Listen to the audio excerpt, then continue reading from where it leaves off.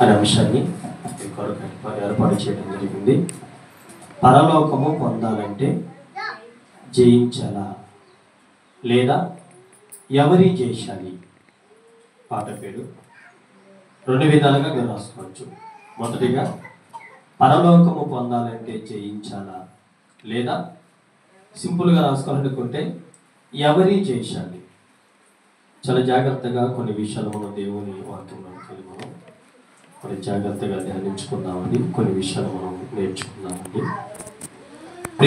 వాళ్ళరా, ఈరోజు పరలోకం గురించి చాలామందికి సరైన అవగాహన లేదు. పరలోకం అనగానే అదేదో చాలా సింపుల్గా మనుషులకు దొరికిద్ది అనుకునే భావనలో చాలామంది ఉన్నారు. పరలోకం అనగానే బాప్తీసం తీసుకుంటే వెళ్ళిపోతామండి, పరలోకం పెద్ద కష్టమే ఉంది, ఆ బాప్తీసం తీసుకుంటే చాలు నేను పరలోకానికి అర్హుడినైపోతానని చాలామంది అనుకుంటున్నారు. పరలోకం పొందటం అంటే బాప్తీసం తీసుకుంటేనో ఏమండి చర్చికి వచ్చితేనో కాదు. పరలోకం పొందే ప్రాసెస్లో అది ఒక పార్టు. బాప్తీసం తీసుకోవటం, పాపాలు ఒప్పుకోవటం అనేది అది ఒక పార్టు. అది ప్రారంభపు దశ. సంఘంలోనికి రావాలి, సంఘంలో ఉండాలి, సంఘముతో కలవాలి, ఆరాధనలో ఉండాలి, సంఘ కార్యక్రమాలు కావచ్చు, సంఘములో ఉన్న పనులు కావచ్చు, ఏవైనా సరే అవన్నీ మనము చేస్తూనే ఉండాలి. ఇక కొన్ని విషయాలు మనం దేవుని వాక్యంలోనికి మనం వెళ్తే, పరలోకం పొందాలంటే జయించాలని అంశం కదా, లేదా ఎవరి జయించాలి. ఇంతకీ పరలోకం పొందాలంటే జయించాలి. ఏమి జయించాలి? ఎలా జయించాలి? వేటిని జయించాలి? ఎందుకు జయించాలి? అక్కడికి వెళ్ళాలంటే ఎక్కడ కొన్ని మనం జయించాలి.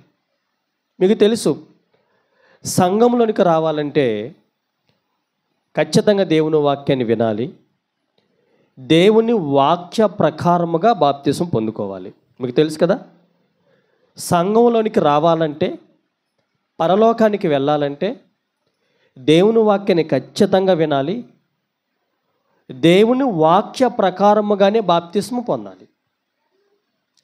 దేవుని వాక్య ప్రకారముగా మనం బాప్తీసం పొందకపోయామంటే నువ్వు సంఘములోనికి రానట్టే లెక్క. ఓకేనా? చాలామందికి బాప్తీసం పొందేటప్పుడు సరైన అవగాహన వారికి ఉండదు. సరైన అవగాహన లేకపోయినా సరే బాప్తీసం తీసుకుంటే సరిపోద్ది కదా, ఏదో ఒక రూపంలో ఎవరో ఒకరి ద్వారాని చాలామంది అపోహపడుతున్నారు. బాప్తీసం పొందుకోవాలంటే వాక్యాన్ని ఖచ్చితంగా వినాలి, విన్న తర్వాత నేను పాపిని అని గ్రహించుకోవాలి. నేను తప్పు చేశాను, నేను దేవుణ్ణి నమ్మలేదు, నేను అనేకమైన పాపాలు చేశాను గ్రహించుకోవాలి. తర్వాత మారు మనసును పొందుకోవాలి. ఇక మీదట నేను ఎప్పుడు పాపము చెయ్యను. జయించే ముందుగా చేయవలసిన పనులు చెబుతున్నాను. పరలోకం పొందాలంటే మనం జయించాలి. జయించాలంటే ఏమి జయించాలో చెప్తాను.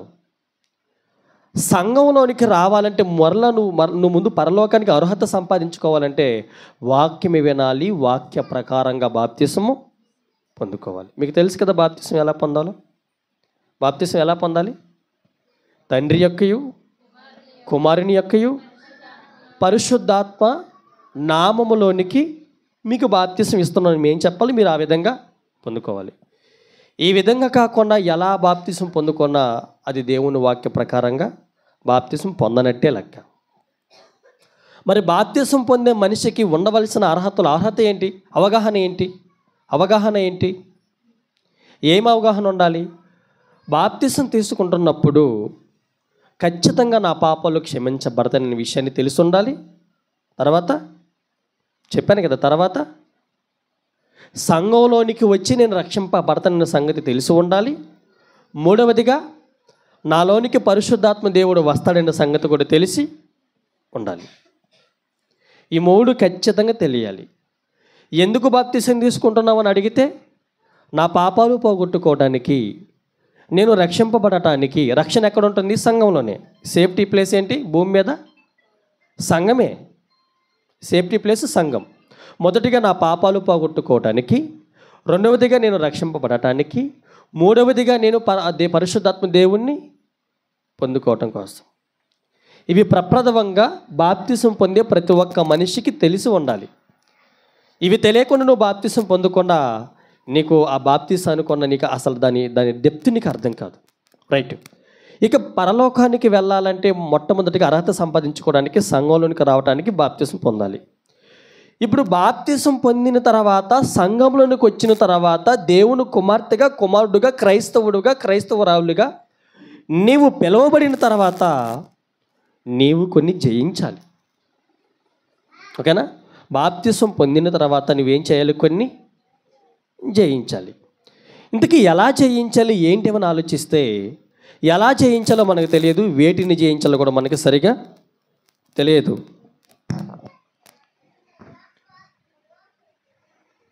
అందుకని ఒకసారి యేసు ప్రభువుని మనం అడగాలి.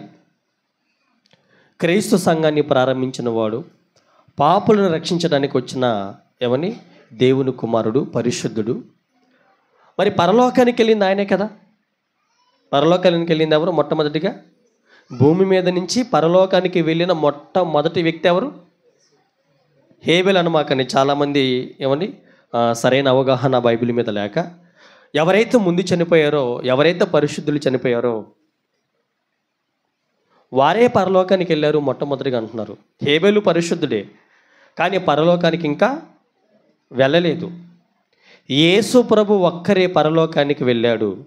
పరలోకంలో తండ్రైన దేవుని కుడిపార్శ్వమందు ఆయన కూర్చుని ఉన్నాడు, ఆసీనుడై ఉన్నాడు. మన కోసం పని చేస్తున్నాం. మనకు తెలుసు పరలోకంలో ఏం జరుగుతుంది. ఇంతకుముందు మీకు అంశాన్ని కూడా మీకు చెప్పాను. రైట్, ఓకేనా? మరి హేబెలు చనిపోయి ఎక్కడికి వెళ్ళాడంటే ఆయన పాతాళ లోకానికి వెళ్ళాడు. పాతాళ లోకంలో పరదేశంలో ఉన్నాడు. ఇప్పుడు పరలోకానికి వెళ్ళిన యేసుక్రీస్తు వారిని అడగాలి, నాయనా మేము పరలోకానికి రావాలంటే ఏమి చెయ్యాలి అని అంటే ఆయన చెబుతున్నాడు. ప్రకటన గ్రంథము 3వ అధ్యాయము. ప్రకటన గ్రంథము 3వ అధ్యాయము. ప్రకటన గ్రంథము 3వ అధ్యాయము 21వ వచనాన్ని చదువుకుందామండి.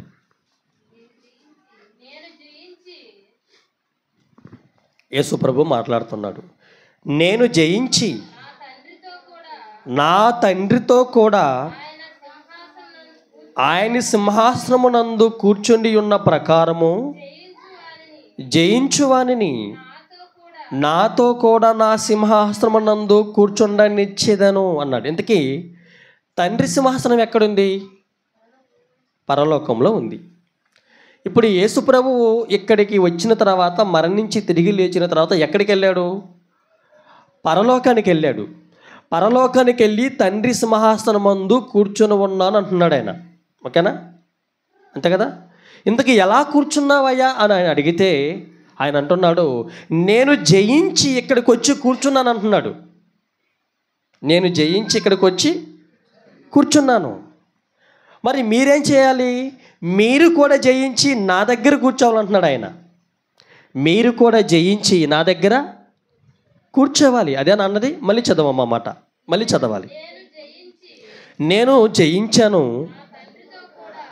పరలోకమందున్న నా తండ్రితో కూడా ఆయన సింహాసనమునందు కూర్చుని ఉన్న ప్రకారము ఎవరైతే నేను జయించినట్లుగా జయిస్తారో జయించువానిని నేను పరలోకంలో ఉన్నాను కనుక నాతో కూడా నా సింహాసనమునందు నేను కూర్చునే అవకాశాన్ని వారికి ఇస్తాను. ఇందుకీ ఒక విషయాన్ని మనకు చెప్పాడు యేసుప్రభు. ఏంటో తెలుసా? మనము జయించాలి. పరలోకములో ఉన్న సింహాసనం మీద మనం కూర్చోవాలంటే ఇక్కడ మనం ఏం చేయాలి? జయించాలి. ఇంతకీ ఏమి జయించాలి? చూద్దామని ఒకసారి యోహాను గారు రాసిన సువార్తలో యేసు ప్రభుల వారే మాట్లాడుతున్నాడు. యోహాను సువార్త. నాయనా మరి నువ్వు జయించాలని బాగానే చెప్పావు, ఏమి జయించాలో మాకు తెలియదు నాయన, మాకు ఒకసారి చెప్పండి అని మనం అడిగాము. ఏమి జయించాలి? యోహాను సువార్త 16వ అధ్యాయము. యోహాను సువార్త 16వ అధ్యాయము 33వ వచనాన్ని మనం చదువుకుందామండి. యోహాను సువార్త 16వ అధ్యాయము, యోహాను సువార్త 16వ అధ్యాయము 33వ వచనాన్ని మనం చదువుకుందామండి. చదవమ్మా. నాయందు మీకు సమాధానము కలుగునట్లు ఈ మాటలు మీతో చెప్పుచున్నాను. లోకములో మీకు శ్రమ కలుగును, అయినను ధైర్యము తెచ్చుకొనుడి. ఇక్కడ చెప్పాడండి పాయింట్. నేను లోకమును జయించి ఉన్నాను అంటున్నాడు. పరలోకానికి వెళ్ళిన యేసుక్రీస్తు వారు చెబుతున్నాడు, భూమి మీద ఉన్నప్పుడు నేను లోకాన్ని జయించాను. ఇప్పుడు మనకేం చెబుతున్నాడు? నేను జయించి పరలోకానికి వెళ్ళి తండ్రి సింహాసనం ముందు కూర్చొని ఉన్నాను. మరి ఏమి జయించానని మీరు నన్ను అడిగారు కదా. నేనైతే లోకాన్నే జయించాను అంటున్నాడు. ఆయన ఏం జయించాడంట? లోకాన్ని జయించాడంట. ఇంతకీ లోకాన్ని జయించడం అంటే ఏంటి మనకు తెలియాలి కదా, అవునా కదా? జయించాడు అన్నాడు. ఏమి జయించావు ప్రభు అని అడిగాం మనము. నేను లోకాన్ని జయించాను అన్నాడు. ఇంతకీ లోకంలో ఏం జయించావు? లోకాన్ని జయించడం అంటే ఏమండి? లోకంలో ఏమి జయించావు అడగాలి మళ్ళీ మనం. లోకాన్ని జయించడం అంటే ఈ భూలోకాన్ని మొత్తాన్ని తీసుకెళ్ళి పరలోకంలో పెట్టాడా? పెట్టలేదు కదా. లోకములో ఏదో జయించాడు ఆయన. నేను లోకాన్ని జయించానన్నాడు. ఇంతకీ ప్రభువా, లోకాన్ని జయించావు కానీ ఏ పద్ధతిలో జయించావు, ఏ ప్రాసెస్లో జయించావు, ఏమేమి జయించావో ఒకసారి మాకు చెప్పనైనా మనం అడిగామనుకుందామండి. ఇప్పుడు చెబుతున్నాం, ఒకసారి మనం వెళ్దామండి. యోహాను గారు రాసిన మొదటి పత్రిక. నేను లోకాన్ని జయించనని చెప్పాడు. ఇంతకీ లోకములో వేటిని జయించావు, ఏమి జయించావు అని అడిగితే ఆయన చెబుతున్నాడు, యోహాను గారు రాసిన మొదటి పత్రిక, యోహాను గారు రాసిన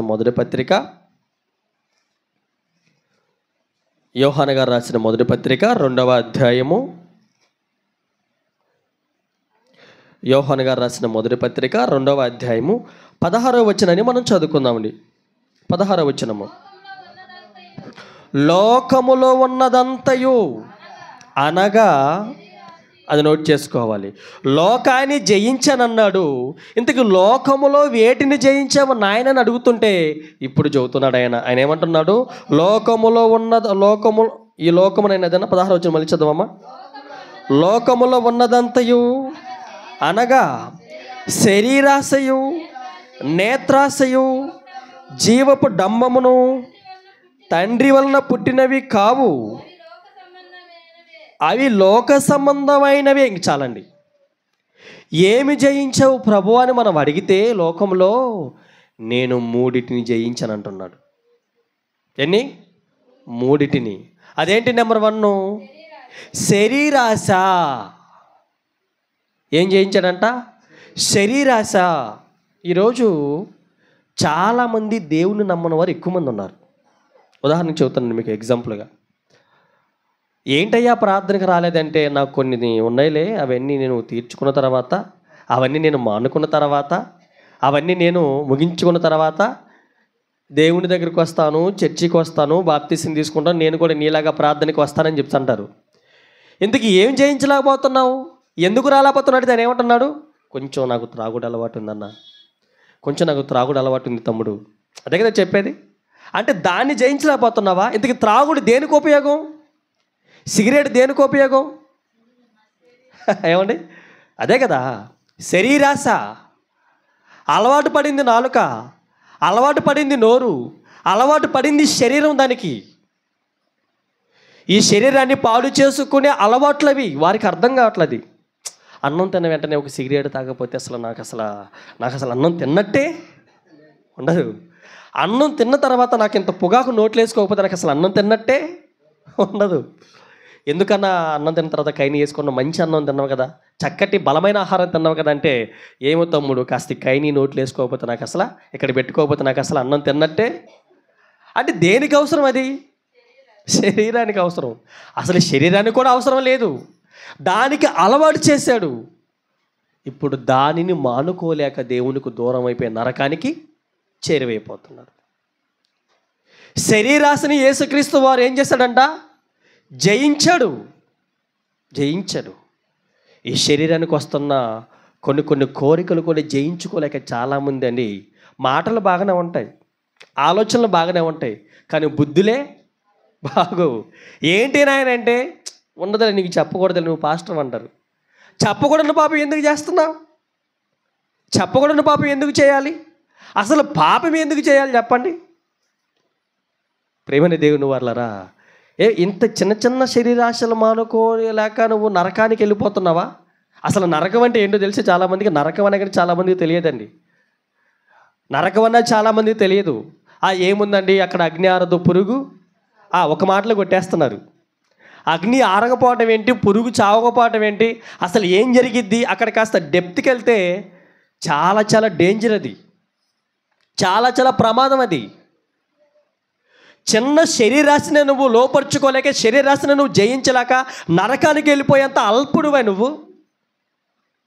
అప్పుడప్పుడు అంటారండి, ఇదిగో వారు ఏం చేస్తే అది నేను చేస్తానంటారు, ఆమె ఏం చేస్తే అది నేను చేస్తానంటాడు, అతను ఏం చేస్తే అది నేను చేస్తానంటాడు. మరి అతను ఏదైనా తింటాడు, అది తింటారా? అదే కదండి, మీకు తెలుసు కదా. ఏమండి, చాలామంది ఉన్నారుగా నాలుంటోళ్ళు, వాళ్ళకి చెప్పొచ్చుగా వాక్యం అంటారు కొంతమంది. చాలామంది ఉన్నారుగా లోకంలో, వాళ్ళకి చెప్పొచ్చుగా వాక్యం. వాళ్ళు మానుకోలేకపోతారు, నేను మానుకోలేకపోతున్నాను. వారు తప్పు చేస్తున్నారు, నేను తప్పు చేస్తున్నాను. మరి వాళ్ళు అది తింటారు, నువ్వు తింటావంటే అక్కడ మాత్రం చాలా తెలివితేటలు ఉంటాయి, అక్కడ మాత్రం చాలా నిగ్రహంగా ఉంటారు. అదే కదండి మలినం గురించి మాట్లాడుతున్నానండి. వాళ్ళు చేస్తారు, నువ్వు చేస్తావా? చావను. అక్కడ మాత్రం చాలా స్టాండర్డ్గా ఉంటారు. రీసెంట్గా నేను 2 రోజుల క్రితం ఏమో ఒక వార్తను చూశాను, నేను మొబైల్ అందరూ చూస్తుంటారు. అతను ఆర్మీ పర్సన్ అంట, రిటైర్ అయిపోయాడంట. అతను రిటైర్ అయిపోయి వచ్చి తన భార్యతో జీవితాన్ని కొనసాగిస్తూ 2 పిల్లలు పుట్టారంట. 2 పిల్లలు పుడితే ఒకరోజు రీసెంట్గా మొన్న సంక్రాంతికి ఆ టైంలో ఏమండి సినిమాకని వెళ్ళారంట. ఏదో సినిమాలు రిలీజ్ అయ్యాయి కదని, సంక్రాంతి పండుగనే చాలా సినిమాలు రిలీజ్ అవుతూ ఉంటాయి. భార్యాభర్తలు తన పిల్లల్ని తీసుకొని శుభ్రంగా సినిమాకి వెళ్ళారంట. ప్రశాంతంగా సినిమా చూశారంట. ఇంటికి వచ్చేసి పిల్లలిద్దరిని తీసుకెళ్ళి అత్తగారింటి దగ్గర వదిలిపెట్టాడంట. ఇక భార్యని ఇంటికి తీసుకొని వచ్చాడంట. ఇంటికి తీసుకుని వచ్చి తలిపేసి చంపేసి ముక్కలు ముక్కలుగా చేసి, ఆ చర్మం పైన మెత్తటి మాంసం ఉంటుంది కదా, చేతులకున్న కండలు ఇవన్నీ మెత్తటి మాంసం మొత్తం శుభ్రంగా తీసి, ఏమండి ఈ కత్తులు ఉంటాయి కదా, మాంసం నరికే కత్తులు, పెద్ద పెద్ద కత్తులు ఉంటాయి కదా, ఆ కత్తులు తీసుకొచ్చి చక్కగా ముక్కలు ముక్కలు చేసి, మనం చికెన్ ఉడికిస్తామే దాన్ని ఏమంటారు, ముందు కుక్కర్ అంటారు, కుక్కర్లో పెడతాడు. దాన్ని ఏమంటారు, ఫస్ట్ ఇది చేస్తారు కదండి, ఆవుగిల్ల పెట్టాడంట మాంసాన్ని. శుభ్రంగా శరీరం పైన ఉన్న మాంసం, మెత్తటి మాంసం మొత్తం చక్కగా చెక్కి మొత్తం కుప్పలు పెట్టుకొని కుక్కర్లో పెట్టి, ఆవుగిల్ల పెట్టి, కవర్లో కట్టి తీసుకెళ్ళి చెత్త కుప్పలు పడేశాడంట. ఇప్పుడు ఏం మిగిలిపోయాయి? ఇంకా ఎముకలు. ఇప్పుడు ఎముకల్ని చిన్నగా ముక్కలు చేసి బాగా ఉడకబెట్టి, ఎండబెట్టి, పొడుము చేసి తీసుకెళ్ళి చెరువులో పడబోసాడంట. పొడుపు అయితే పిండిలా అయిపోద్ది కదండి, పిండిలా చేసి బాగా ఎండబెట్టాడంట. తీసుకెళ్ళి చెరువులో పడేశాడంట. ఇంతకీ ఎందుకయ్యా నువ్వు ఇంత పని చేసావనంటే, ఆమె తప్పు చేసిందంట. అదే కదా, ఎందుకు అంత మర్డర్ చేసింది? ఎందుకు? ఆమె వివాహం కాకముందు వేరే ఒక అతనితో సంబంధం ఉంది. వివాహం అయ్యి పిల్లలు పుట్టి నాతో పాటు జీవితాన్ని పంచుకొని ఇప్పుడు కూడా అదే పాపాన్ని కొనసాగిస్తుంది. శరీరాశ కొనసాగిస్తుంది. చెప్పాడు. నేను అదనుకున్నానండి, ఒక స్త్రీని మర్డర్ చేసేంత కోపం ఒక భర్తకు వచ్చిందంటే ఆమె ఎంతో పాపం చేస్తేనే, ఎంతో బాధ పెడితేనే ఆ పని చేస్తుంటాడండి. అయినా చంపకూడదు, మార్చుకోవాలి. బైబిల్ చెప్పిన భాష ఏంటి? బాగుంటే మార్చుకోవాలి. కానీ తనకి లోకం బైబిల్ గురించి తెలియదు కదా, లోక ఆలోచన తెలిసింది కదా, లోకం గురించి బాగా పండిపోయినాడు కదండి. ఆ విధంగా ఆమెని చంపేసి చిత్రహింసలు పెట్టి, ఏమంటే ముక్కలుగా నరిగేసి, ఎముకల్ని పిండి చేసి, మాంసాన్ని ఉడకబెట్టి, ఆవగిల్లి పెట్టి, శుభ్రంగా పడేసి చేతులు దులిపేసుకున్నాడు. స్టేషన్కి వెళ్ళంట, మా ఆవిడ కనిపించట్లేదు, ఎక్కడే వెళ్ళిపోయింది, ఒకసారి దొరికితే మాకు వివరాలు పంపించండి, మేము తీసుకొచ్చుకుంటాము, లేకపోతే మీరు వెతికి పట్టించని నాకని ఏమీ తెలియకుండా నంగనాచిలాగా వెళ్ళి కంప్లైంట్ ఇచ్చి వచ్చాడంటండి. ఎందుకు మరం వచ్చింది ఆమెకి? శరీరాశ. అదుపు చేసుకోలేకపోయారు, భర్తకు లోబడలేకపోయింది. చాలామంది ఉంటారండి, భార్యకు లోబడలేరు, భార్యని చక్కగా పరిపాలించలేరు, ఆమెకి బద్ధుడిగా ఉండలేరు, ఆమెను ప్రేమించలేరు, లోకం వైపు చూస్తూ ఉంటారు. భార్యను చంపిన భర్తలు చాలామంది ఉంటే భర్తలను చంపిన భార్యలు ఇంకా చాలామంది కూడా.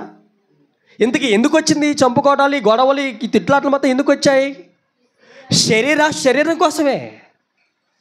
శరీరంలో వస్తున్న కోరికలు అదుపు చేసుకోలేక, ఆలోచన లేక, బైబిల్ తెలియక, ప్రార్థన చేసుకోలేక, నోరు అదుపు చేసుకోలేక. ఒక అతను విన్నారండి, భర్తకు నోరు కంట్రోల్ ఉండదంట, భార్యకు నోరు కంట్రోల్ ఉండదు, క్షమించాలండి, భార్యకు నోరు కంట్రోల్ ఉండదంటండి.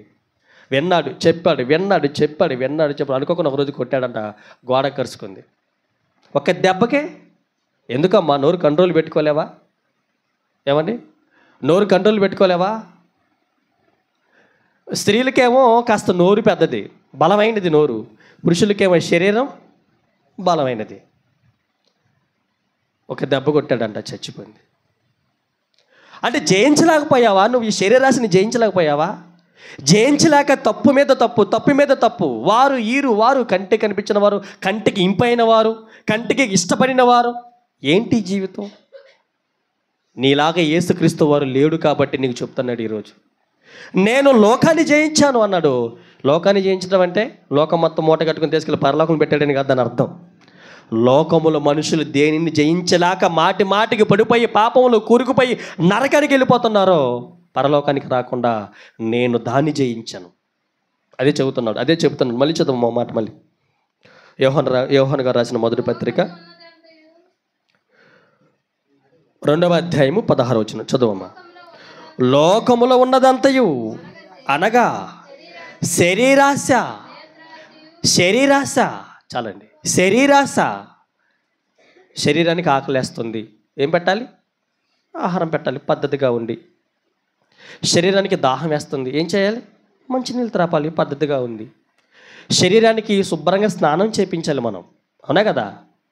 మంచిది. శరీరానికి అవసరమైన బట్టలు శుభ్రంగా ధరింప చేయాలి, దుస్తులు, మంచిది. ఇక శరీరం అదుపు తప్పుతుందంటే తప్పు నీదే. ఎంతవరకు ఒకే. దేవుడు పెట్టిన ధర్మాలను దాటి మీరిపోయి పాపం చేసేసరికి తట్టుకోలేక ఒక అతను తన భార్యని ముక్కలుగా చేసి చంపేశాడు.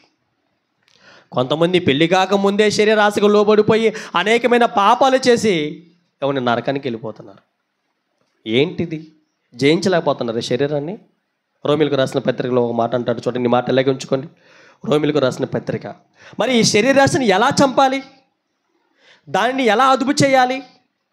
అలాంటి ఆలోచన నీ లోనికి వస్తున్నప్పుడు నువ్వేం చేయాలి చెబుతున్నాడండి. ఒకసారి రోమిలకు రాసిన పత్రిక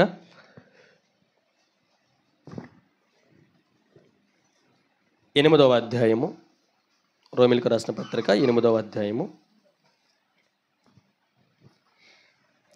12వ వచనాన్ని చదువుకుందామండి. 8వ అధ్యాయము 12వ వచనాన్ని మనము చదువుకుందామండి.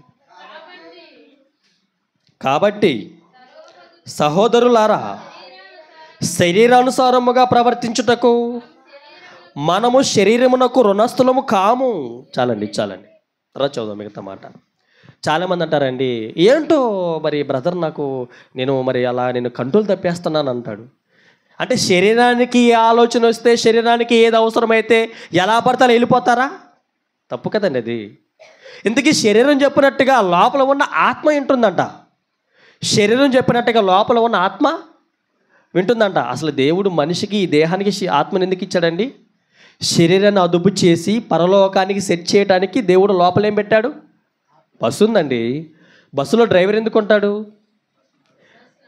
బస్సుకి, ఆ బస్సులో కూర్చున్న వారికి ఎలాంటి ప్రమాదం జరగకుండా, ఎక్కడైతే టర్నింగ్ వస్తుందో, డేంజర్ టర్నింగ్లు వస్తున్నాయో ఆయన ముందు కూర్చొని మంచిగా గేరు మార్చుకొని బ్రేక్ వేసుకుంటూ ఎక్సిలేటర్ స్లోగా ఇచ్చుకుంటూ ఆ ప్రమాదం జరగనీయకుండా ఏం చేస్తాడు డ్రైవర్ గారు? చక్కగా మలిపి సురక్షితమైన ప్రాంతానికి వాళ్ళని చేరుస్తాడు. బస్సులో ఒక డ్రైవర్ ఎంత ముఖ్యమో ఈ శరీరానికి ఆత్మ కూడా అంతే ముఖ్యమని దేవుడు ఏం చేశాడు?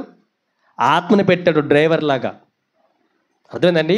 ఈ సర్వ శరీరాన్ని సరైన క్రమంలో నడపడానికి తన ఆత్మని నీకు ఇస్తే, నీకంటూ ఒక పేరు, ఒక ఖ్యాతి నీకు ఇస్తే, ఇప్పుడు శరీరానికి ఏది అవసరమో లోపల ఉన్న ఆత్మ కంట్రోల్ చేయటం లేదు. అదుపు తప్పి శరీరం వెళ్ళిపోతుంది, మనసు కూడా అలా వెళ్ళిపోతుందంట.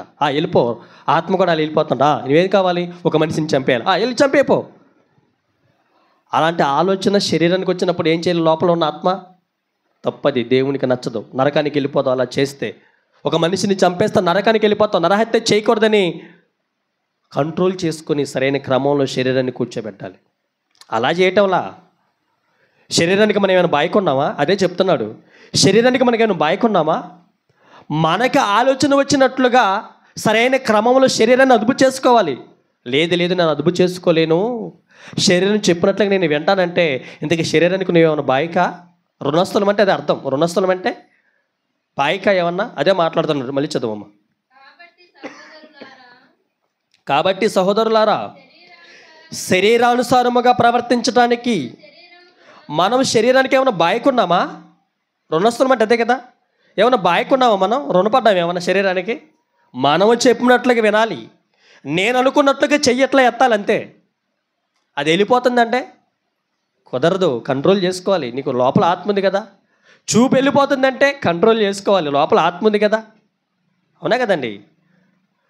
కంట్రోల్ చేసుకోవాలి. వాక్యం వింటున్నావు కదా, బైబిల్ చదువుతున్నావు కదా, అర్థం కావట్లేదా? వాక్యాన్ని బాగా విని ఆత్మకు పట్టించి శరీరాన్ని కంట్రోల్ చేసుకోవాలి.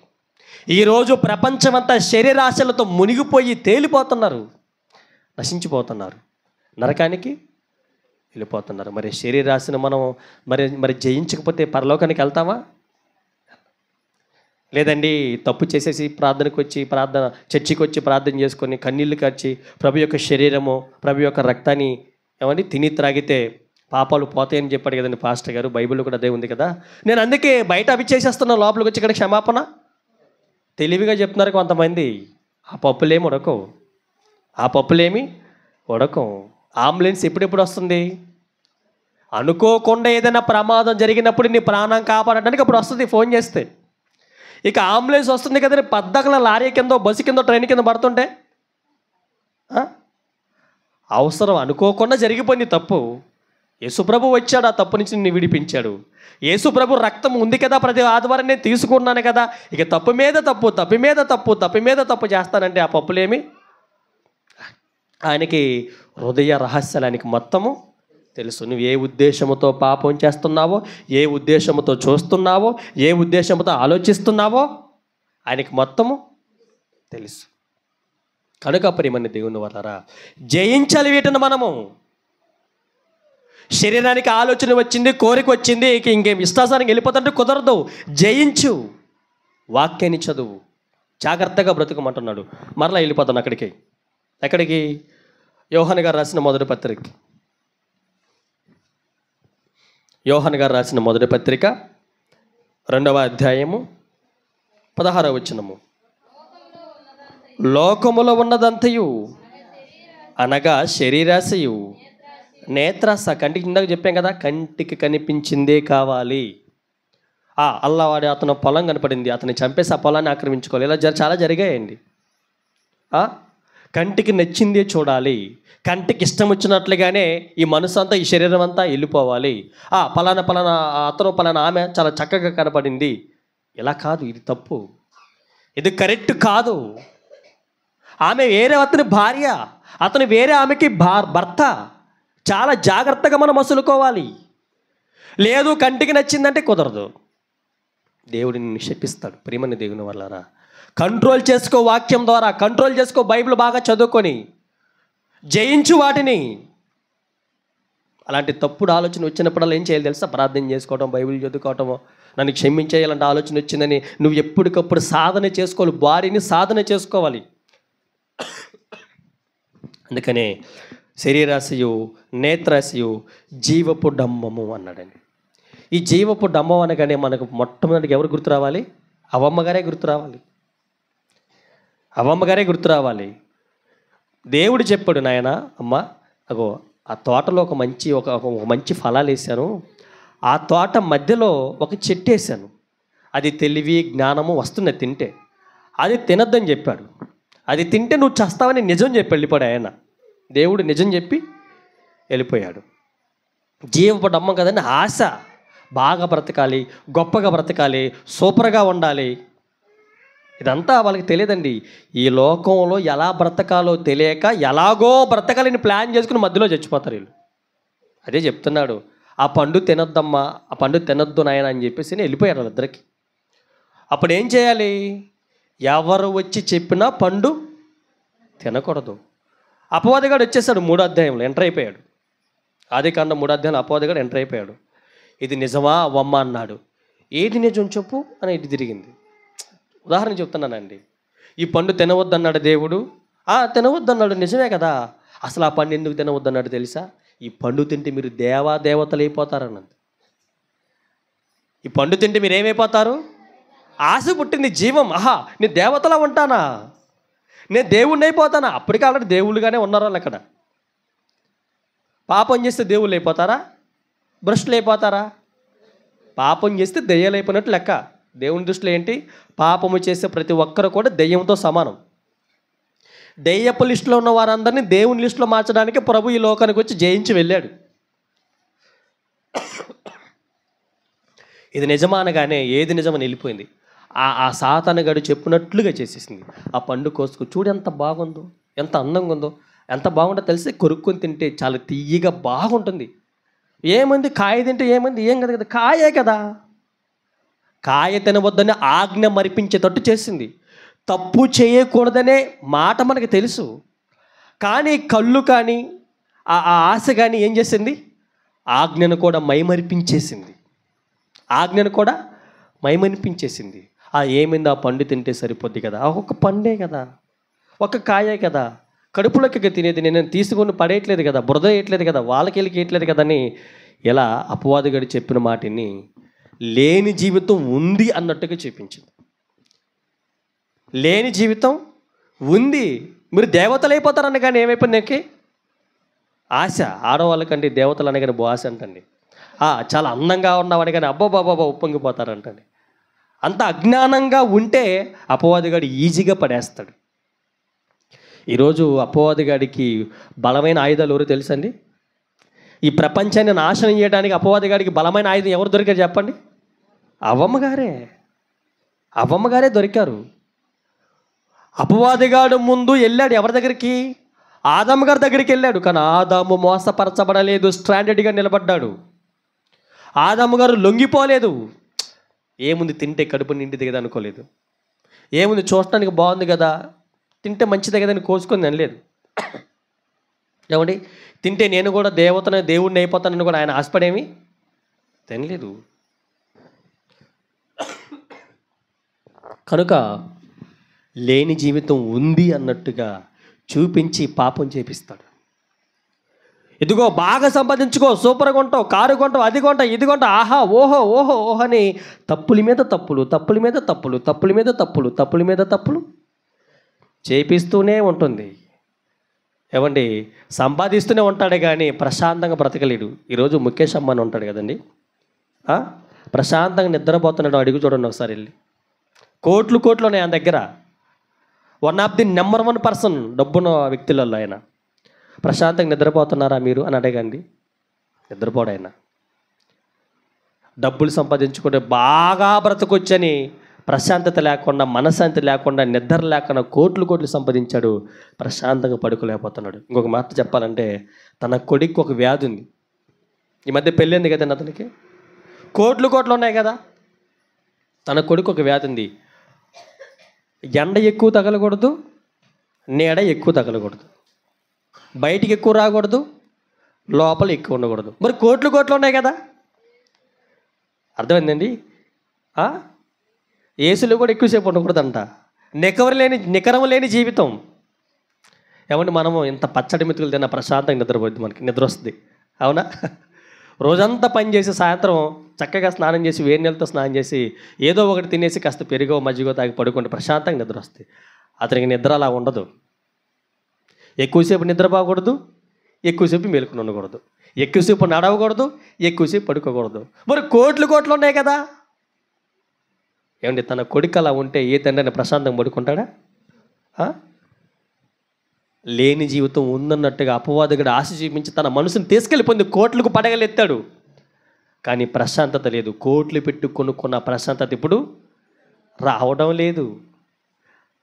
జీవపు డంబం, వారిని మోసం చేయటం, వీరిని మోసం చేయటం, వాళ్ళ దగ్గర కొట్టేయటం, వీళ్ళ దగ్గర కొట్టేయటం ఏం ఉండదండి. డబ్బులుంటే బ్రహ్మాండంగా బ్రతకొచ్చు అనుకోండి, అనుకున్న ఆలోచనలనే తప్పు చేపిస్తుంది. నీతిగా నిజాతిగా సంపాదించుకొని ప్రశాంతంగా బ్రతుకని దేవుడు చెప్తే అవినీతిగా సంపాదించుకొని ఆనందపడుతూ లేని జీవితం ఉందన్నట్టుగా అలా భ్రమపరిచిన అపవాది గారు చివరికి నరకానికి వెళ్ళిపోతారు. ఇదిగో భ్రమపడింది అవ్వమ్మగారు భ్రమపడింది అవ్వమ్మగారు. ఆ భ్రమలోనే ముంచేసింది జీవపు డమ్మము. ఏమండి, ఆ భ్రమలోనే ముంచేసింది. పండు తిన్నది, తప్పు చేసింది. చివరికి అందరికీ పెద్ద ముప్పు తీసుకొచ్చి పెట్టింది. అందరూ చనిపోవడానికి కారుకులయ్యారు, అందరూ నరకానికి వెళ్ళడానికి కారుకులయ్యారు, అందరూ జారి పడుతున్నారు నరకంలో. అప్పుడు యేసు ప్రభు వచ్చి అడ్డపడ్డాడు, వద్దు మీరు పడటానికి వీల్లేదు. అర్థమైందండి? కనుక ప్రేమని దేవుని వల్లరా మనం జయించాలి. నేత్రాశయు శరీరాశయు నేత్రాశయు జీవపు డంబాన్ని జయించి పరలోకానికి వెళ్ళాలి. మరి జీవపు డంబాన్ని, నేత్రాశను, శరీరాశను మనం జయించాలంటే మరి మనం ఏం చేయాలి? వాక్యాన్ని బాగా వినాలి. నేను ప్రతి ఆదివారం చెబుతాను అన్నాను, వాక్యాన్ని బాగా వినాలి. ప్రతిరోజు శరీరానికి 3 పూట్ల ఆహారం ఎలాగైతే మనం పెడుతున్నామో ఈ దేహానికి, మరి ఆత్మకి ఆదివారం ఒక్కరోజే కుటుంబ ప్రార్థనలు ఉంటే కుటుంబ ప్రార్థనలు ఉన్నప్పుడే, శుక్రవారం వస్తే శుక్రవారం ఒక్కసారి, ఏమండి వారానికి 2 సార్లు 3 సార్లు వాక్యం వినడం సరిపోద్దా? శరీరం పవర్ ఎక్కువ, ఆత్మ పవర్ ఎక్కువ చెప్పండి అమ్మా. శరీరానికి పవర్ ఎక్కువ, ఆత్మకు పవర్ ఎక్కువ. ఆత్మకి పవర్ ఎక్కువ. మరి పవర్ కలిగిన ఆత్మకి పవర్ఫుల్ నువ్వు ఆహారం పెట్టట్లేదు, అదే వాక్యం పెట్టట్లేదు. మరి శరీరానికి ఎక్కువగా బిర్యానీ తింటే గుండెపోటు వచ్చేస్తాను, మీకు తెలుసు కదా. ఎక్కువ బిర్యానీ తింటే ఆటోమేటిక్గా హార్ట్ అటాక్ వచ్చేస్తాంట. బలమైన ఆహారాన్ని దేహాన్ని పెడుతున్నారు. బలమైన ఆహారం పెట్టవలసిన ఆత్మకి అసలు ఏమి పస్తులు పెడుతున్నారు. అందుకే చాలామంది ఆత్మలు పాడైపోతున్నాయి. తప్పు చేయడానికి అలవాటు పడిపోయారు, పాపం చేయడానికి అలవాటు పడిపోయారు, బూతులు మాట్లాడడానికి అలవాటు పడిపోయారు. ఏమండి, నేత్రాశ జయించలేకపోతున్నారు, శరీరాశని జయించలేకపోతున్నారు, జీవపు డమ్మానికి అలవాటు పడిపోయారు. ఏంటంటే ఏముంది? అందుకనే మహానుభావుడు దావీదు గారు ఒక మాట అంటాడు, మరి ఏం చేయాలి నేను ఈ తప్పులు చేయకుండా ఉండాలంటే? మొట్టమొదటి కీర్తన చూడండి ఎంత బాగా చూస్తారు. ఇప్పుడు చదవండి. మనం ఎప్పుడు వినే మాటలే, ఎప్పుడు చదివే మాటలే. మరి ఇలా తప్పు నేను చేయకుండా ఉండాలంటే నేను ఏం చేయాలి? నేను జయించాలంటే ఏం చేయాలి? అదే చెప్తున్నాడు. చదువమ్మా. కీర్తన గ్రంథము 1వ అధ్యాయము 1వ వచనం నుంచి, దుష్టుల ఆలోచన చెప్పున నడవమాకు, రమ్మంటారు తాగడానికి నువ్వు పోమాకు, రమ్మంటారు పాపం చేయడానికి నువ్వు వెళ్ళమాకు, రమ్మంటారు తప్పు చేయడానికి నువ్వు వెళ్ళమాకు. నా తప్పేం లేదు, నేను మంచిగానే కూర్చున్నాను, వాడే వచ్చి తీసుకుపోయి వాడే నాకు తాపాడని చెప్పమాకు. అబద్ధాలు. ఏమండి, అది వంక అంటారు. నేను మంచిగానే కూర్చున్నాను, అతనే వచ్చి నేను తీసుకొని పోయినాడు, బలవంతంగా తీసుకొని పోయినాడు, బండెక్కించుకొని పోయినాడు, అతనే డబ్బులు పెట్టాడు, ఫ్రీగా వచ్చిందని దాగాని అంటాడు. మళ్ళీ అలా చేయకూడదు. దుష్టుడు నిన్ను చెరిపివేయటానికి ఎవడో ఒకరిని దగ్గరికి పంపిస్తాడు, ఏదో ఒక స్త్రీని దగ్గరికి పంపించేస్తాడు. కానీ నువ్వు ఏమాత్రం పాపం చేయడానికి, ఏమాత్రం తప్పు చేయడానికి పురుషుడి కానీ స్త్రీ కానీ అవకాశం ఇవ్వకూడదు. అందుకనే దుష్టుల ఆలోచన చెప్పున నడవక, పాపుల మార్గమున, పాపులు చేస్తూ ఉంటారు పాపం, మనం నిలబడకూడదు. పాపుల మార్గమున నిలబడక, అపహాసకులు వారిని తిడతారు, వీరిని తిడతారు, వారిని ఎంగంగా మాట్లాడతారు, వీరిని ఎంగంగా మాట్లాడతారు. వాళ్ళ దగ్గరికి వెళ్ళి మనం కూర్చోకూడదు. వదిలిపెట్టి, అలాంటి స్నేహితులు కానీ ఉంటే వదిలిపెట్టామన్నాడు దేవుడు. అలాంటి చెడ్డ స్నేహితులు ఉంటే వారు ఎంతటి వారైనా సరే వదిలిపెట్టామన్నాడండి. వదిలిపెట్టేసాయి, చేసేది ఏం లేదు. ఎందుకంటే నువ్వు చెడిపోతావు కనుక. అందుకనే దుష్టుల ఆలోచన చెప్పున నడవకుండా, పాపుల మార్గమున నిలబడకుండా, అపహాసకులు కూర్చున్న చోటను కూర్చుండకుండా ఏం చేయాలంట? బైబిల్ గ్రంథాన్ని, యెహోవా ధర్మశాస్త్రం అంటే బైబిల్. బైబిల్ బైబిల్ పాస్టర్ గారు ఒక్కరి దగ్గర బైబిల్ లేదు, ప్రతి ఇంట్లోనే ఉంది, ప్రతి మనిషి దగ్గర కూడా బైబిల్ ఉంది. అందుకనే యెహోవా ధర్మశాస్త్రమునందు ఆనందించుచు దివారాత్రమును దానిని ధ్యానించువాడు ధన్యుడు. దాన్ని ధ్యానించు, ప్రతిరోజు ధ్యానించు. ఎందుకని ప్రతిరోజు ధ్యానించమన్నాడు చెప్పనమ్మా? ప్రతిరోజు బైబిల్ ఎందుకు చదవమన్నాడు చెప్పండి?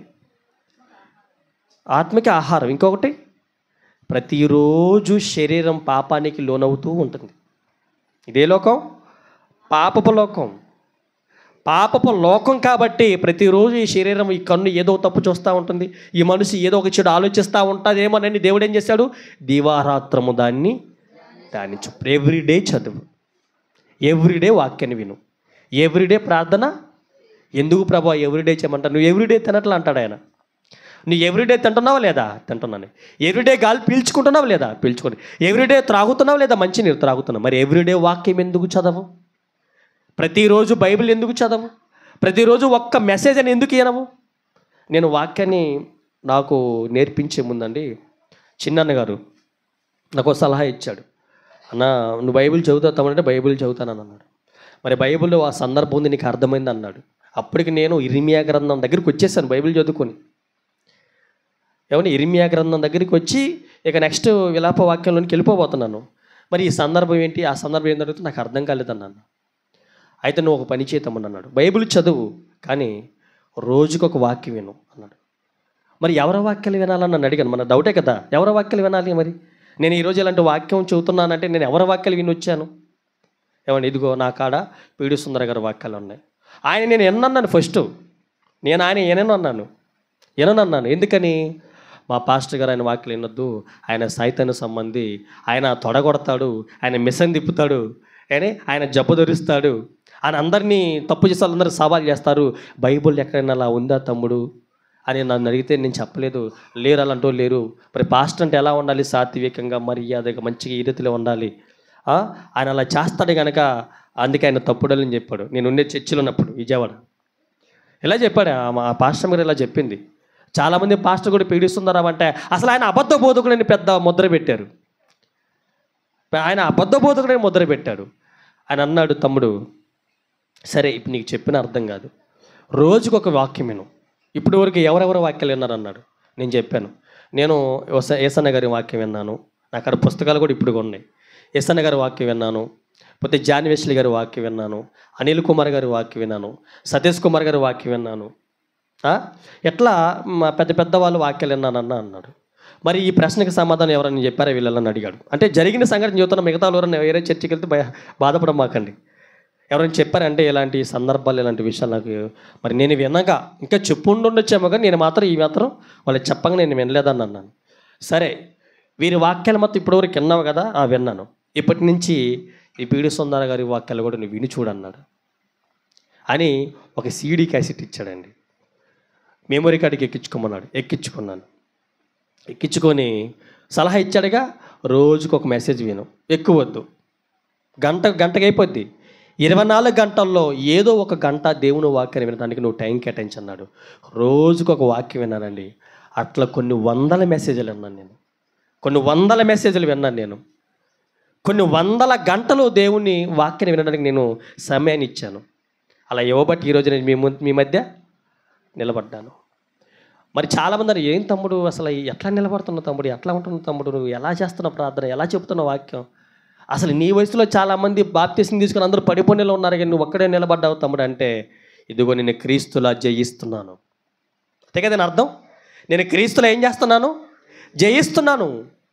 తప్పుడు పనులు చేయమని అపవాదిగాడు చెబుతున్నప్పుడు, తప్పుడు స్నేహితులు చెబుతున్నప్పుడు, తప్పుడు మనుషులు చెబుతున్నప్పుడు చేద్దాం పని తలకించుకొని బాట్ల గొర్రెలాగా నేను ఏం చేస్తున్నాను? అది తప్పు, అలా మాట్లాడకూడదు, అలా అనకూడదు, అలా చేయకూడదు. బైబిల్ చెప్పింది, దేవుడు చెప్పాడు. నీకు ఎలా తెలిసి? ఇదిగో ప్రతిరోజు వాక్యం వింటున్నాను, ప్రతిరోజు బైబిల్ కూడా చదువుతున్నాను. బైబిల్ చదువుతున్నాను, వాక్యం వింటున్నాడు, బైబిల్ చదువుతున్నాను, వాక్యం వింటున్నాను. కొన్ని రాత్రులు నిద్రలు కూడా లేవు నాకు. ఈరోజు యవ్వన దశలో సేవకుడిగా నేను నిలబడ్డానంటే మరి అంత కష్టపడ్డాను కాబట్టి, నా ఆత్మకు సరైన ఆహారాన్ని అందించాను కాబట్టే. ఏమండి, నిజంగా పీడి సుందర గారు వాక్యాలు వినకపోతే నేను నిజంగా నరకానికి వెళ్ళిపోయేవాడినేమో. నా జీవితానికి సంబంధించింది నిజంగా. మీ మధ్య నేను నిలబడేవాడిని కూడా కాదేమో. ఈ చర్చి బిల్డింగ్ మనం కట్టించుకునే వాళ్ళం కూడా కాదు. ఏదో ఒక చర్చికి వెళ్ళి కాసేపు కూర్చొని వచ్చేసి ఏదో ఆ పూట గడుపుకున్న వాడిని అయిపోయేవాడినేమో. ఏమండి, తర్వాత నేను వాక్యం విన్న తర్వాత చెప్పాను, పీడి సుందర గారు తప్పుడు బోధలు చేస్తారు కానీ నేను అన్నాను, ఏం తప్పు చెప్పని అడిగాను. సందర్భం వచ్చింది కానీ చెబుతున్నాను. ఏం తప్పు చెప్పు. తొడగొడతాడు చూసుకో అన్నాడు. తొడగొట్టచ్చు కదన్నా, బైబిల్ ఎవరైనా తొడగొట్టాడు ఎక్కడని చెప్పి బైబిల్ చెప్పాను అన్నాడు. అసలు ఏమి అంటున్నారు? బైబిల్లో తొడగొట్టినట్టు ఎవరు లేరా? తొడగొట్టారు లేదు బైబిల్లో ప్రవక్తలు. ఏమండి, ఏజ్కేల్ గారు తొడగొట్టాడు. తొడగొట్టి బైబిల్ తప్పన్న వారిని నోరు మూయించాడు, జయించాడు. తప్పు చేసిన వారందరినీ కూడా, ఎవరైతే బైబిల్లో కొంతమంది అన్నారండి, మరియమ్మ గారు పాపం చేసింది అందుకే యేసుక్రీస్తు వారు పుట్టాడు అని ఎవరో ఒక అతను అనేసరికి అతని మీదకి పెద్ద మీటింగ్ పెట్టేసి, నువ్వు ఎవరైనా సరే వేదిక మీద ఇక్కడ వచ్చి నిరూపిద్దురా అమ్మన్నాడు పిటి సుందర గారు. అంటే బైబిల్ తప్పున్న వారిని నువ్వు తప్పన్నావని వాళ్ళ దగ్గరికి వెళ్ళి పెద్ద పెద్ద మీటింగ్స్ పెట్టి దమ్ముంటే బైబిల్ తప్పని నిరూపించనన్నాడండి. మంచి చెడు ఇది. మనం అంటావా? మనం భయపడతాం. ఒక అతను అన్నాడు, బైబిల్లో మొత్తం అబద్ధాలే ఉన్నాయి, ఆదికాండం నుంచి ప్రకటన గ్రంథం వరకు అన్ని అబద్ధాలే ఉన్నాయి అన్నాడు. మనమేమంటాం? దేవుడే చూసుకుంటే ఇంటికి వెళ్ళి పడుకుంటాం. ఆయనేమన్నాడు, బాబు నువ్వెవరు అన్నాడు. నేను హిందువుని అన్నాడు. మరి మీకున్న గ్రంథాలు ఏంటి? మాకు గీత, భగవద్గీత ఇవన్నీ ఉంటాయి కదా, రామాయణం ఇవన్నీ ఉంటాయి కదా. మరి మేము మీ గ్రంథాల జోలికి వచ్చామా? రాలేదు. నువ్వు మా గ్రంథం జోలికి ఎందుకు వస్తున్నావు? బైబిల్ నీకు తెలుసా? నువ్వు చదివావా? బైబిల్ ఎన్ని పుస్తకాలు ఉంటాయో తెలుసారా? ఎంతమంది ప్రవక్తలు రాశారో తెలుసా? ఎంతకాలం రాశారో నీకు తెలుసా? అడిగాడు. నాకు తెలియదు అన్నాడు. తెలియకుండానే నువ్వు ఆదికాండం నుంచి ప్రకటన గ్రంథం వరకు ఎలా అబద్ధాలు పుట్ట బండారం అని చెప్పి నువ్వు చెప్తా ముందు స్టేజ్ మీదకి పిలిచాడు.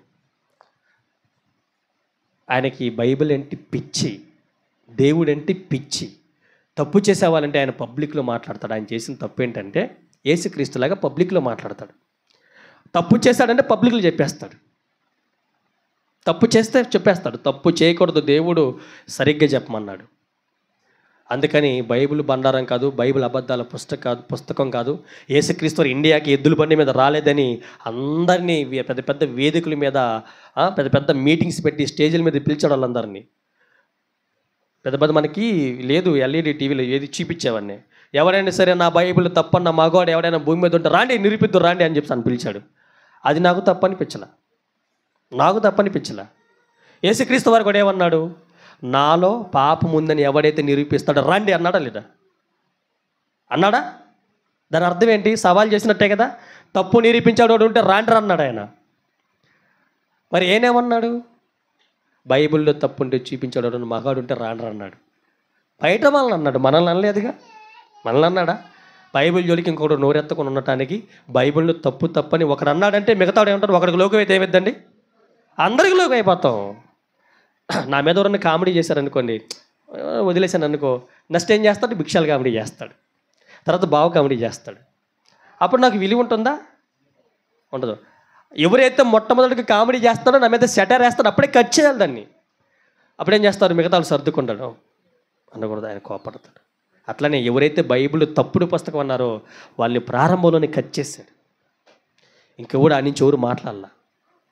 కనుక ప్రేమని దేవుని వల్లరా, ఈ విధంగా ఆయన దేవుని వాక్యం కోసం పోరాటం చేశాడు, దేవుని వాక్యం కోసం నిలబడ్డాడు, అనేక మందిని నిలబెట్టాడు. మొన్న నేను కూడా వెళ్ళొచ్చాను కదా. సుమారు నేను ఆ మీటింగ్కి వెళ్ళినప్పుడు ఎగ్జామ్ రాసే పిల్లలకి, అది బైబిల్ ట్రైనింగ్ అయ్యే పిల్లలకి, నేను మాస్టర్ని కదండి, బైబిల్ మాస్టర్ థియాలజీ చేశాను కాబట్టి బైబిల్లో సుమారు 68-65 లెసన్స్ చెప్పాను. నేనే పాఠాలు చెప్పాను. సుమారు 70 పాఠాల వరకు చెప్పాను నేను మొన్న వెళ్ళి ఎగ్జామ్ రాసే పిల్లలకి. 70 పాఠాల వరకు చెప్పొచ్చాను నేను అక్కడికి వెళ్ళి. ఒక మంచిగా ఎగ్జామ్ రాసి బయటకు వచ్చిన అన్న, నువ్వు చెప్పిన పాఠాలే వచ్చినాయి అన్న, నువ్వు చెప్పిన రెఫరెన్స్లే రాశానన్న, నువ్వు చెప్పిన ఎగ్జాంపుల్ ఉదాహరణలే రాశానన్న, చాలా థ్యాంక్స్ అన్న, నేను కానీ పాస్ అయినట్టు అది నీ వల్లేనని చెప్తాను. అంత గొప్పగా దేవుని వాక్యం నేర్చుకుని అనేక మందిని సేవకులుగా తయారు చేస్తున్నాడు. ఎవరైతే తప్పుడు బోధకులు కూడా కొంతమంది ప్రపంచంలో ఉన్నారా లేరా? తప్పుడు బోధకులు కూడా ఉన్నారు కొంతమంది. లేనివి ఉన్నవన్నట్టుగా, ఉన్నాయి లేదన్నట్టుగా చెప్తారు. అలాంటి వారిని కూడా, అబద్ధ బోధలు చేసేవారిని కూడా ఆయన ఏం చేశాడు? తప్పని ఎదిరించి పబ్లిక్లీ చెప్పేశాడు. ఒక ఆయన, నేను ఈ మధ్య ఒక వీడియో చూశానండి. పాస్టర్లు ఎవరైతే తప్పులు మాట్లాడతారో వాళ్ళని ట్రోల్ చేశాడు. ఒక పాస్టర్ గారు అంటుంది, నేను దేవుణ్ణి నమ్ముకున్నాను, చర్చికి వెళ్తున్నాను, బాగుంది. ఒకరోజు నేను చింట్లో చీపురు పట్టుకొని ఊడుస్తుంటే నా చెయ్యంతా బొబ్బలు వచ్చి కందిపోయినాయి. అప్పుడు దేవుడు నాకు దర్శనంలో కనపడి, అమ్మా చేతులు నొప్పులు లేస్తున్నాయా అని అడిగాడు. అవును ప్రభు అని అడిగాను. చేతులు బొబ్బలు వచ్చాయని అడిగాడు. అవును ప్రభు అని అడిగాను. అవును ప్రభు అని చెప్పాను. పబ్లిక్లో చెబుతుంది, మీటింగ్లో చెబుతుంది ఆమె పాస్టమ్ గారు. చేపురి నువ్వు ఎక్కడ పట్టుకున్నావమ్మా? నేను చివరిని పట్టుకున్నాను ప్రభా. చివరిని పట్టుకుంటే బొబ్బలు వస్తాయమ్మా, మధ్యలో పట్టుకుని ఊడవమని చెప్పాడంట దేవుడు. అమ్మా అందరూ నోరు తెరుచుకొని చూస్తున్నారు. ఇప్పుడు అది అబద్ధమా నిజమా? చీపురు పట్టుకుని ఓడటం నేర్పిస్తాడు దేవుడిని దగ్గరికి వచ్చి. అమ్మ చెప్పదా ఇంట్లో? అత్త చెప్పదా? అమ్మ అట్టడితో నేను చెప్పదా? అత్త చెప్పదా? అత్త కూడా అమ్మలాడితేగా. పక్కన వాళ్ళు చెప్పరా? ఏందమ్మా చివర పట్టుకుని నీట్గా ఏదో వంగినట్టు కుడుతాను చెప్పరా? దానికి దేవుడు దర్శనం ఇచ్చండ. ఏం చెప్పాడంట? మధ్యలో పట్టుకుని ఊడవమ్మ అని చెప్పాడంట. అందుకే నీకు బొబ్బలు వచ్చే తల్లి, దేవుడు నిన్ను దీవించునుగా కన్నాడంట. చప్పట్లు చప్పట్లు చప్పట్లు చప్పట్లు చప్పట్లు. అది ఆ డైలాగ్ చెప్పినందుకు. మరి అలాంటి వారిని ఏం చేయాలండి? ఏం చేయాలి చెప్పండి? తప్పని చెప్పాలా వద్దా? మీలాంటి వారు వింటారు. ఈ మధ్య కుటుంబ ప్రార్థన జరిగింది, ఎగ్జాంపుల్ చెప్తున్నానండి. నేను వాకింగ్ చెప్పి కూర్చున్నాను, ఇంకో పాస్టర్కి వెళ్ళేసారు. ఏం చేస్తున్నాడు? కథ చెప్తున్నాడు. కథలు కావాలా దేవుని వాక్యం కావాలా? కథలు విన్నారు, బ్రహ్మాండంగా విన్నారు. నేను మన ఊరిలో పోయాను అనగానే ఏ ఊరు పోయారు, ఏం చేసినావు, ఏం తిన్నావు? ఈ కథలు కావాలా మనకి? కల్పనా కథల వైపు తిరుగు కాలం వచ్చిందన్నాడు, వచ్చేసింది. ఈరోజు కథలు వినేవారు ఎక్కువైపోయారు, కానీ వాక్యం వినేవారు కరువు అయిపోయారు. మీరేదో అదృష్టం కొద్దీ దొరికారు దేవునికి, మీరు అదృష్టవంతులు. మీకు వాక్యమే కావాలి. వాక్యం చెప్పకునే ఏదైనా కథ చెప్తే మీరేమంటారు? ఏమంటారు ఖచ్చితంగా చెప్పండి. మొన్నెవరో ఒక అత్తమ్మగారు అంటున్నారు, బాబు ఇప్పటికి 3 సంవత్సరాలు ఏమో పరిచయం అనుకుంటా అత్తమ్మ, 3-4 సంవత్సరాల నుంచి ఆ వాక్యం వింటూనే ఉంది. బయట ఎవరన్నా ఏదన్నా కథలు చెప్తుంటే నాకు ఎందుకో వినబుద్ధి కావట్లేదు బాబు. ఇదివరకైతే బాగానే దాన్ని, ఇప్పుడైతే వినబుద్ధి కావట్లేదు అంటుంది. మరి దేవుడు వాక్యం ద్వారా నీ హృదయాన్ని తెరిచాడు కనుక ఈరోజు నువ్వు స్టాండర్డ్కి దేవుని వాక్యం నిలబడి గట్టి క్లాప్స్ కొట్టండి. తేడా గమనించాలి, తేడా మీరు గమనించాలి. మీరు ఎంత వాక్యం నేర్చుకుంటున్నారు, ఎన్ని అంశాలు నేర్చుకున్నారు, ఎన్ని వందల అంశాలు నేర్చుకుంటున్నారు, మీరు ఏం నేర్చుకుని ఏం జయిస్తున్నారు?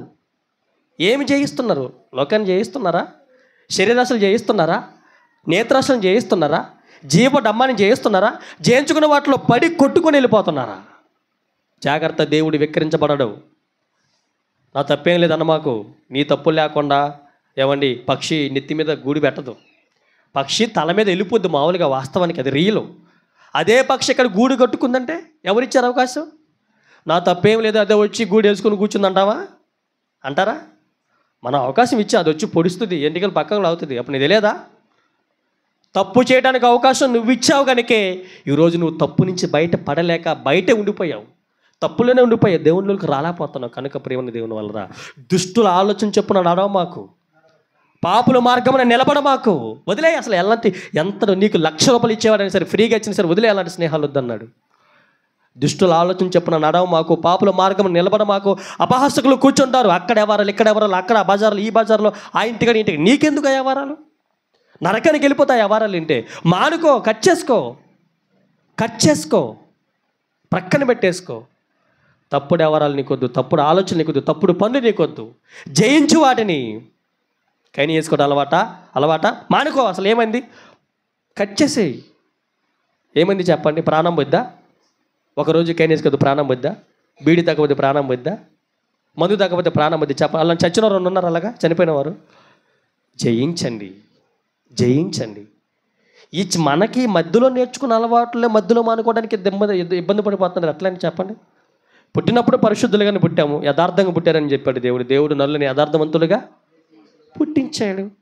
అదే యథార్థతను పోగొట్టుకుని మధ్యలో అలవాట్లు నేర్చుకున్నావు. మధ్యలో వచ్చింది మధ్యలో పాని, మధ్యలో వచ్చింది కాబట్టి మధ్యలో పాని వదిలేసాయి. ఏదో జీవితాన్ని కోల్పోయినట్టుకు ఫీల్ అవుతారని కొంతమంది.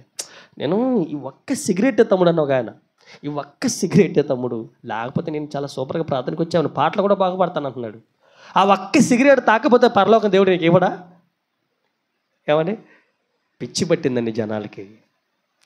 వారిని వారు మార్చుకోలేక, వాక్యం వెనక, బైబిల్ చదవక అలవాటు పడిపోయాను కాబట్టి మానుకోలేకపోతున్నాను అంటున్నారు. తప్పది. మధ్యలో వచ్చింది అలవాటు, మధ్యలో మానేసాయి. ముందు బాగున్నావు, చివర బాగుండాలి. కనుక ప్రేమని దేవుని వల్ల మానుకో. ఇంకొక ఉదాహరణ చెప్తాను, ఏమనుకో మాకు టైం అయిందని. ఇంకొక ఉదాహరణ ఎగ్జాంపుల్ చెప్తాను. ఒక ఆమంట పాస్టర్ గారి భార్య కూర వండిందంట. కథ చెప్తాను వినండి, బాగుంటుంది.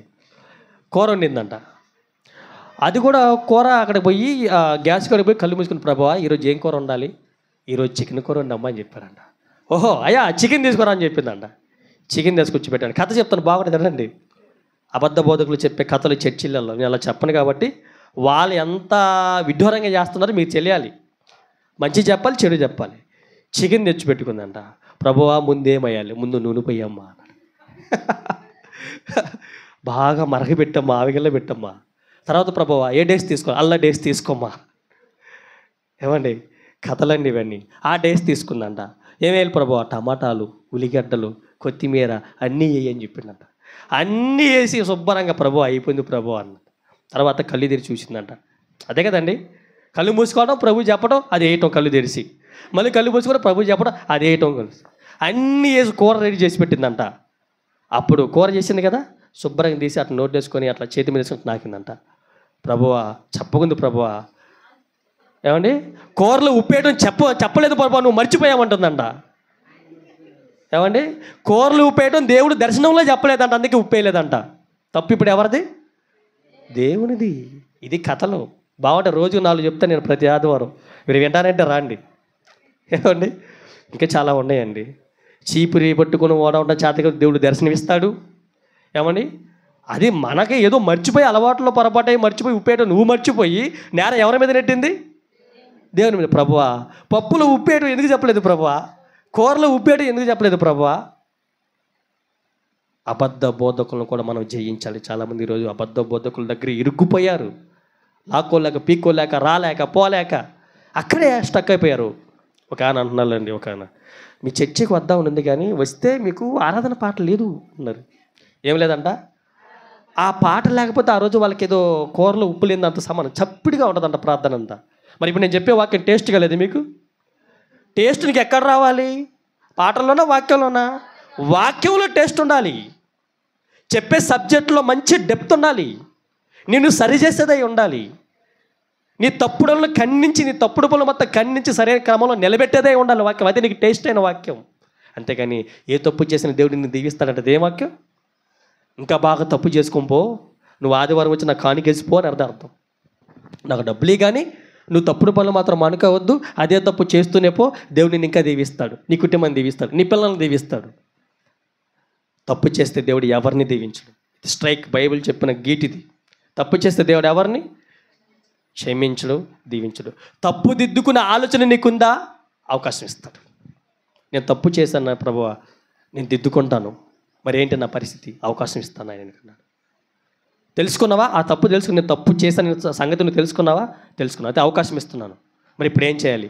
నమ్మి బాప్తిసం పొందు, సంఘంలో చక్కగా ఉండు, సేవకుడు మాట విను, దేవుని నీ ఇచ్చిన పరిశుద్ధ గ్రంథాన్ని చదువుకో, మంచిగా బ్రతుకు. ఇక శరీరాల వైపు, శరీర ఆలోచనల వైపు, నేత్రాశ వైపు, జీవపు డమ్మ వైపు లేని దానికోసం ఏదో ఉన్నదన్నట్టుగా పరుగులు తీసి నీ జీవితాన్ని అక్కడే ముగించుకో. మాకు 30 వెండి నాణాలు తీసుకుంటే బ్రహ్మాండంగా బ్రతకొచ్చు అనుకున్నాడు ఒక పనికి మాలోడు. ఏమండి 30 వెండి నాణాలు తీసుకుంటే ఇక నాకు తిరిగిలేదు అనుకున్నాడు. 30 వెండి నాణాలకే దేవుణ్ణి నమ్మేసుకున్నాడు దుర్మార్గుడు. ఇప్పుడు అతను ఏమైనా అనొచ్చాలని మీరేం ఇబ్బంది పడమాకండి. అతను ఏమైనా అనొచ్చు, ఎందుకంటే నరకానికి వెళ్ళిపోయాడని చెప్పాడుగా కరెక్ట్గా. నరకానికి వెళ్ళిన వాడిని కాబట్టి మనం ఏమనొచ్చు. 30 వెండి నాణాలు సంపాదించుకుంటే చూసుకోమని కారులో తిరుగుతాను అనుకున్నాడు. తిరిగాడా? నరకంలో తిరగకుండా పడి ఉన్నాడు. అంతే. ఈ ఒక్క సంవత్సరం పోని నేను డబ్బులు సంపాదించుకుని వస్తా, తర్వాత నేను బాప్తిసం తీసుకుంటాను అనుకుంటారు కొంతమంది తెలివి లేని వాళ్ళు. ఈ ఒక్క సంవత్సరమే, ఒక్కసారి నెక్స్ట్ ఇయర్ చూసుకొని ఆ పనితనం, నెక్స్ట్ ఇయర్ చూసుకొని నేను ఎలా చేస్తానంటారు. వద్దదే. అసలు నెక్స్ట్ ఇయర్ దేవునికి అవకాశం ఇవ్వడు. వస్తాడు యజమానుడు, ఏంటి ప్రభా లేపే చెట్టుని అంటాడు. వద్దొద్దు అంటారు. మాలంటి వాళ్ళు ఏం చేస్తారంటే వద్దు ప్రభా అంటాం. కనుక ప్రేమనే దేవుని వల్లరా జయించండి. తప్పులకి లోబడిపోమాకండి, తప్పుడు ఆలోచనలకి ఇరుక్కుపోమాకండి. భార్యలు భర్తలు మోసం చేయమాకండి, భర్తలు భార్యలు మోసం చేయమాకండి. దేవుడు పెట్టిన ధర్మాలకి లోబడి, అన్న మాటలకు లోబడి పవిత్రంగా పరిశుద్ధులుగా దేవుని మందిరంలో బ్రతకండి. తప్పుడు ఆలోచనలు ఉన్నా, తప్పుడు అలవాట్లు ఉంటే నీకు అవి పోకపోయాయి అనుకో, శుభ్రంగా బైబిల్ చదువు. బైబిల్ మంచి మెడిసిన్. నీకు తప్పులు చేసేవారికి బైబిల్ మంచి మెడిసిన్. అదే కదండి. వాక్యం ఏం చేస్తుందండి? బ్రతికిస్తుంది. వాక్యం బ్రతికిస్తుంది. ఏది బ్రతికించేది? నరకానికి పోనీకు నేను బ్రతికిస్తుంది. ఇంకా చాలా ఉంది. పార్ట్ 1. ఈ పాఠం పార్ట్ 1 చెప్పాను. నరకానికి వెళ్ళనీకున్న వాక్యం నేను బ్రతికించేది. వాక్యం బ్రతికించేది. బ్రతికించే వాక్యాన్ని ప్రక్కన పెట్టి బ్రతుకులేని దానికోసం పరిగెడుతున్నాం. చాలా జాగ్రత్త సుమ. నేను చాలామందిని ఇప్పుడు చర్చికి రమ్మని పిలిచి ఎవరు కనపడ్డా సరే వాళ్ళు ఎంతటి వారిని సరే నాకు అలవాటు ఏంటంటే, అన్న చర్చికి రా. ఒకవేళ ఇక్కడికి రావడం నీకు అలవాటు లేకపోతే ఎక్కడికి వెళ్తే అక్కడికి వెళ్ళిపో ఫస్ట్. అంతే కదండి. నా కాడికే రమ్మంటే నన్ను ఏమనుకుంటారు, చూసావా మిగతా చర్చిలు మొత్తం మూసేసారమ్మన్నారు అనుకుంటారు. ఒక ఆయన నన్ను తిట్టాడు ఇలాగే ఈ మాట అన్నందుకు. చర్చికి రా అన్న వచ్చి వాక్యం అంటే నన్ను తిట్టాడు. తర్వాత మారాలండి, అవి వదిలేయండి. చర్చికి రమ్మని అన్న కానీ మిగతా చర్చిలు మొత్తం మూసేసి రమ్మని కదా అర్థం. ఏదో చర్చికి వెళ్ళు. నీకు తర్వాత సత్యము కావాలి, మంచి వాక్యాలు కావాలి, మంచి పాటలు కావాలన్నప్పుడు రా, స్థిరంగా ఉండు. లేదు పైన కథలు వినుకుంటూ వెళ్ళిపోతుంటే వెళ్ళిపోవచ్చు. చాలా జాగ్రత్తగా ఈ లోకంలో మనం బ్రతకాలి. యేసుప్రభు చెప్పాడు, నేను లోకాన్ని జయించి వచ్చాను పరలోకానికి. మరి మీరు కూడా లోకాన్ని జయించాలి. ఏంటవి? శరీరాశ, నేత్రాశ. ఇవి చాలా డేంజర్స్. చాలా డేంజర్స్. ఇంతలా కట్ట కనపడిందంట ఒకరికి. ఉదాహరణ చెప్తానండి, ఏమనుకోమాగండి. ఇంతలా డబ్బు కట్టలు కనపడిందంట. దేవునికి ఇద్దాం అనుకుని పొలం అమ్ముకున్నారు. దేవునికి ఇద్దామని పొలం అమ్మేశారు. పాపం మంచి మనసుతో నమ్మేశారు. డబ్బు కనపడింది చేతిలో. అప్పుడు కంటికి ఏమనిపించింది? నేత్రాశ. ఇంత కట్ట ఇవ్వాలా పాస్టర్ గారికి నేను అనుకున్నాడు. పాస్టర్ గారికి ఏమని కదా, అక్కడ అపోస్తులకి ఏమని, దేవుని సేవ చేయమని. ఇంతలా కట్ట ఎందుకు? సగం తీసి దాచిపెట్టుకుందాం, సగం ఇద్దాం అని అడుగుతున్నా మనల్ని. అదే కదండి అనుకున్నారండి. ఎవరెవరు? అననీయ సఫీరా. డబ్బు కనబడగానే ఎర్రి పుట్టింది లోపల. మందు కనబడగానే కొంతమందికి ఎర్రి పుట్టింది. సిగరెట్ కనబడి కొంతమందికి ఎర్రి పుట్టింది. అబ్బా నోట్లో పెట్టి గొంజాలు రెండు పీకులు. కైని కనపడగానే ఎర్రి పోత ఎర్రుతోనే వద్దది. నేత్రాశ చాలా డేంజర్. శరీరాశ చాలా డేంజర్. జీవపు డమ్మం ఇంకా డేంజర్. అది ఇంకా డేంజర్.